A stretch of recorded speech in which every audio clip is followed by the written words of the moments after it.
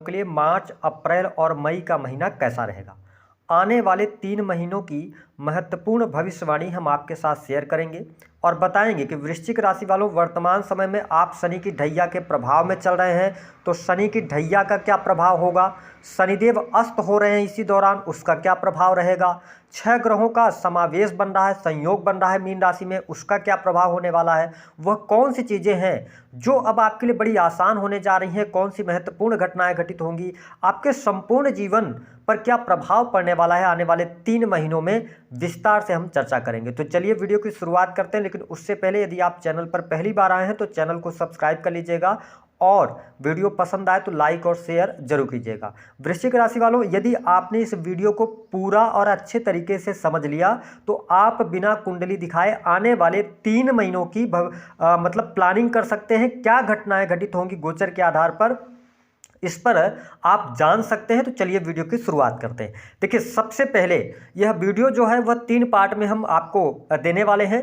पहले पार्ट में हम ग्रहों की स्थिति को जानेंगे, दूसरे पार्ट में हम जानेंगे इनके प्रभाव के बारे में, और तीसरे पार्ट में जानेंगे कि कौन सी चीज़ें आपके लिए अच्छी होंगी और कौन सी निगेटिव जा सकती हैं। तो देखिए, जब 1 मार्च 2025 की शुरुआत होगी तो आपके चतुर्थ भाव में सूर्य और शनि की युति रहेगी, और जब भी शनि का गोचर राशि से चतुर्थ भाव में होता है तो शनि की ढैया का प्रभाव होता है।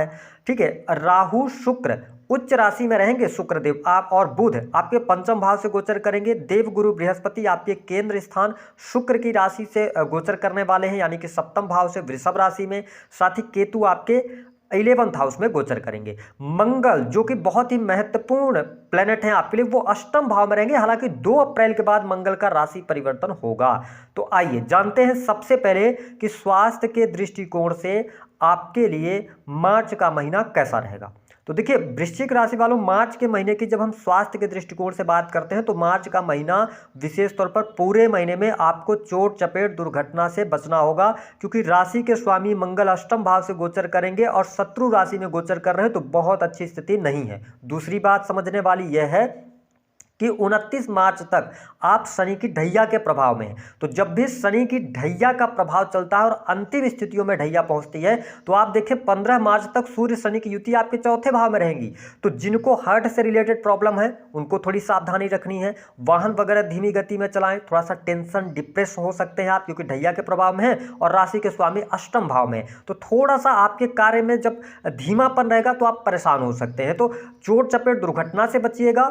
बाकी हेल्थ पे थोड़ा सा भी आपको ध्यान देना पड़ेगा। लेकिन जब हम अप्रैल के महीने की बात करते हैं तो अप्रैल का महीना स्वास्थ्य के दृष्टिकोण से 2 अप्रैल के बाद आपके लिए अच्छा रहेगा। स्वास्थ्य में सुधार देखने को मिलेगा, हेल्थ आपकी इंप्रूव होगी। अप्रैल के महीने में कोई बहुत ज्यादा नेगेटिव स्थितियां दिखाई नहीं देती हैं, यद्यपि थोड़ा सा इम्यून सिस्टम से जुड़ा हुआ, पेट से जुड़ी हुई समस्याएं थोड़ी बहुत हो सकती हैं, लेकिन अप्रैल का महीना ओवरऑल अच्छा रहने वाला है। अब क्या ध्यान देने वाली बात है कि देखिए, 29 मार्च 2025 से लेकर 9 अप्रैल तक की जो स्थिति, हालांकि शनि तो अस्त रहेंगे, मार्च के पूरे महीने में अस्त हैं, फिर 9 अप्रैल तक अस्त रहेंगे, लेकिन शनि जब पंचम भाव में जाएंगे, आपके तीसरे और चौथे के स्वामी होकर पंचम भाव में जाएंगे, राहु शुक्र बुध शनि और सूर्य की युति होगी, तो थोड़ा सा आपको अपने, जिन लोगों को हार्ट की समस्या है, ठीक है, या किसी भी प्रकार से पुराना कोई रोग था आपका, वो ना उभर के सामने आ जाए, थोड़ा सा ध्यान रखिएगा, खान पान को नियंत्रित रखिएगा। जब हम मई के महीने की बात करते हैं तो मई का महीना बेहद ही शानदार रहेगा स्वास्थ्य के दृष्टिकोण से। तो ओवरऑल प्रेडिक्शन क्या है, इन 3 महीनों में चोट चपेट दुर्घटना से बचना है,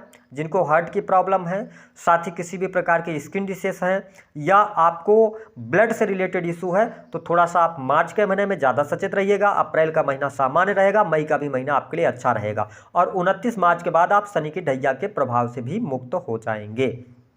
बात करते हैं आपका दाम्पत्य जीवन कैसा रहेगा। देखिए, वृश्चिक राशि वालों, सप्तम भाव में देव गुरु बृहस्पति की उपस्थिति रहेगी इन 3 महीनों में, विशेष तौर पर 15 मई तक। लेकिन सप्तमेश आपके बनते हैं शुक्र, और जाके चले कहाँ गए हैं, पंचम भाव में, राहु के साथ युति में रहेंगे, फिर शनि के साथ सूर्य के साथ, तो शुक्र हो गए पीड़ित।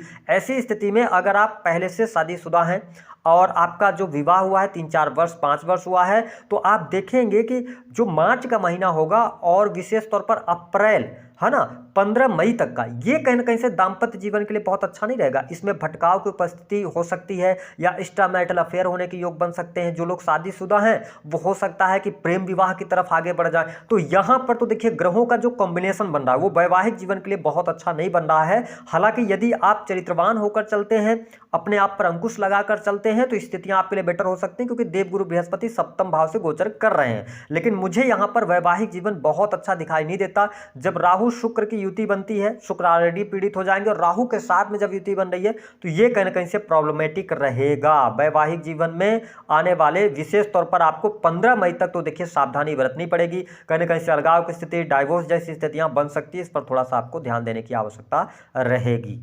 अब बात कर लेते हैं प्रेम जीवन कैसा रहेगा। देखिए वृश्चिक राशि वालों के लिए प्रेम जीवन की बात करें तो राहु जब पंचम भाव में होता है तो व्यक्ति प्रेम विवाह की तरफ जाता है। देवगुरु बृहस्पति का भी गोचर सप्तम की तरफ है, तो जो मार्च का महीना रहेगा इसमें प्रेम विवाह होने का आपका बहुत ज्यादा योग बनता है। एक से अधिक लव अफेयर हो सकते हैं। पहले से आप प्रेम संबंधों में हैं तो आप 2-3 प्रेम संबंधों की तरफ जा सकते हैं। और देखें कि राहु जब पंचम भाव में है तो आप अनइथिकल जाकर प्रेम कर सकते हैं, ठीक है, तो ये स्थिति बहुत बढ़िया नहीं है। और जल्दबाजी में आकर प्रेम विवाह भी कर सकते हैं। तो राहु जब पंचम भाव में है तो बिल्कुल भी ऐसी परिस्थितियों से आपको बचने की आवश्यकता। जो लोग रिलेशनशिप में है, रिलेशनशिप को मेंटेन करने के लिए आपको विशेष तौर पर पूरे मार्च 15 अप्रैल तक तो कहीं ना कहीं से आपको प्रेम संबंधों में ध्यान देने की आवश्यकता है, अन्यथा ब्रेकअप होगा। साथ ही किसी भी प्रकार के वाद विवाद में आप फंस सकते हैं। प्रेम संबंधों के कारण आपके मान सम्मान की हानि हो सकती है, तो इस पर आपको ध्यान देने की आवश्यकता रहेगी। 15 अप्रैल के बाद का टाइम थोड़ा सा बेटर जाएगा आपके लिए प्रेम संबंधों के लिहाज से। अच्छा, जिन लोगों के विवाह नहीं हुए, क्या विवाह होने के योग बनते हैं? यस, 100% विवाह होने के योग बन रहे हैं वृश्चिक राशि वालों के लिए, ठीक है।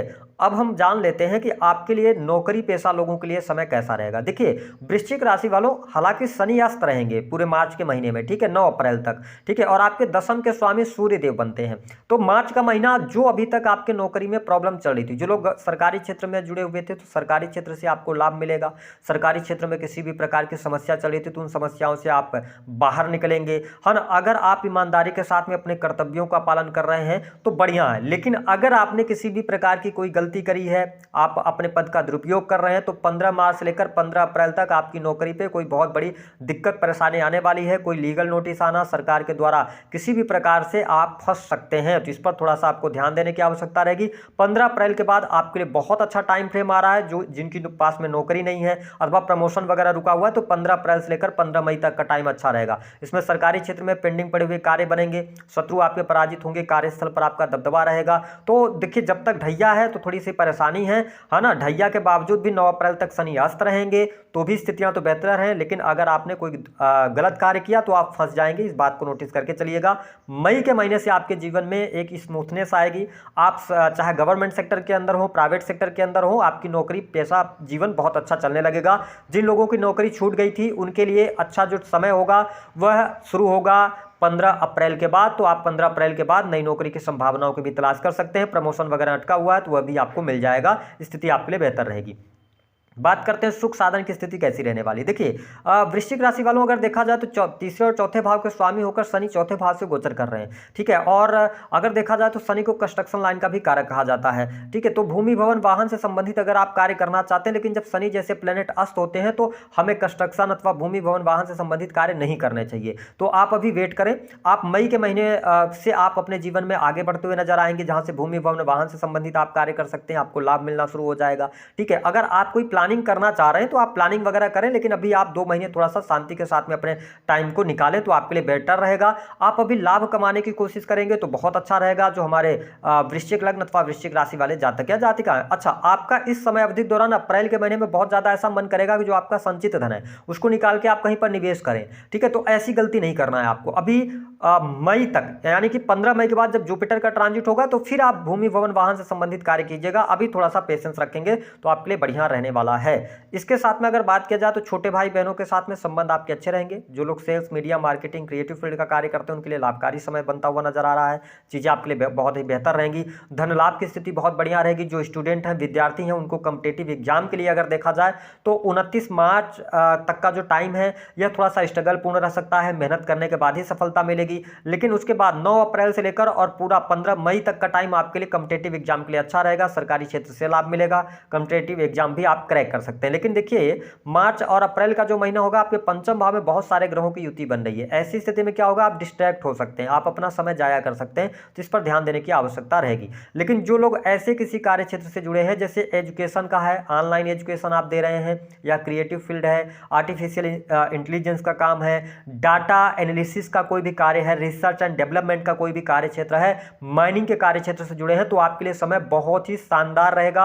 आपको लाभ मिलेगा, आउट ऑफ मतलब आपकी सोच से परे आपको कुछ अच्छी गुड न्यूज सफलता प्राप्त होगी, ठीक है। लेकिन यहां पर क्या होता है, जब इतने सारे ग्रहों की युति आप पे पंचम भाव में है, तो सिर्फ आपको डिसीजंस बड़े सोच समझ कर लेने हैं, क्योंकि सडन आपको बहुत बेनिफिट हो जाएगा तो सडन आपको लॉस भी हो सकता है। इस पर थोड़ा सा ध्यान रखने की आवश्यकता रहेगी। जो लोग आर्ट से जुड़े हुए हैं, प्लेयर्स हैं, उनके लिए अच्छा समय यहाँ पर कहा जा सकता है। वही विदेशी भूमि से लाभ आपके लिए मिलता हुआ नजर आ रहा है। धन की स्थिति आपके लिए इन 3 महीनों में अच्छी रहने वाली है। 15 मई तक तो आपके लिए धन की स्थिति बढ़िया रहेगी, धन लाभ होगा, है ना। साथ ही जो लोग sales, media, marketing, creative field का कार्य करते हैं उनके लिए भी अच्छी परिस्थिति रहेगी। अब आप देखेंगे 2 अप्रैल के बाद से आपकी धार्मिक यात्रा होगी। अगर आप विदेश के लिए ट्राई कर रहे हैं, वृश्चिक लगन या वृश्चिक राशि वाले हैं, तो 2 अप्रैल के बाद का टाइम आपके लिए ज्यादा बेटर रहेगा, आप प्रयास कर सकते हैं। ऑलरेडी अगर आप विदेश में रह रहे हैं और आपके जीवन में उथल पुथल चढ़ी, तो वृश्चिक राशि वालों 15 मई तक आपको वेट करना पड़ेगा। 15 मई के बाद आपके जीवन में एक बार शुभता आपको देखने को मिल जाएगी, स्थितियां बेहतर रहेंगी। अब देखें कि इस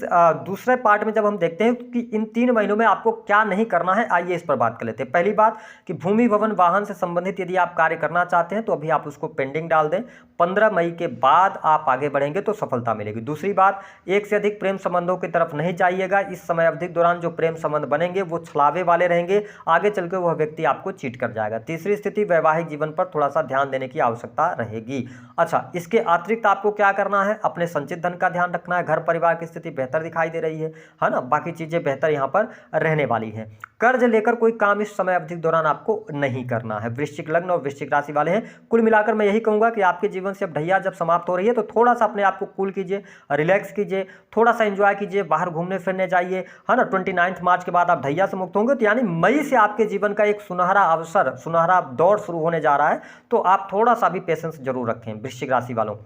अगर आपकी दशाएं खराब चल रही हैं तो फिर एक बार कुंडली वगैरह आप दिखवा लीजिएगा, चोट चपेट से बचिएगा। उपाय क्या करना है, उपाय के तौर पर हनुमान जी की उपासना कीजिए। आप हनुमान मंदिर जाइए, वहां पर कम से कम उस हनुमान मंदिर का 5 बार या 7 बार आप परिक्रमा करिए और वहीं पर बैठकर 29 मार्च के पहले पहले आप वहां पर बैठकर हनुमान चालीसा का कम से कम 11 बार आप पाठ कर दीजिए। केवल आप एक मंगलवार कर दीजिए या शनिवार कर दीजिए, आपके जीवन में जो समस्याएं आनी है उससे